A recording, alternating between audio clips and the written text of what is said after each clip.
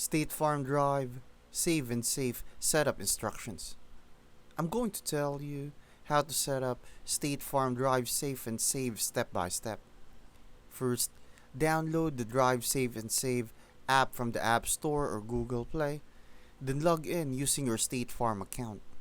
Once inside, the app will guide you to pair your Bluetooth beacon, which usually comes in the mail. Peel off the sticker, place the beacon on your windshield behind the rear view mirror, and make sure your phone's Bluetooth and location services are always on. Open the app, tap Setup Beacon, and hold your phone near the device to connect. It should confirm once paired. After setup, the app will automatically record your driving tips, tracking speed, braking, mileage, and time of the day. Make sure you allow all app permissions, otherwise, it won't log properly.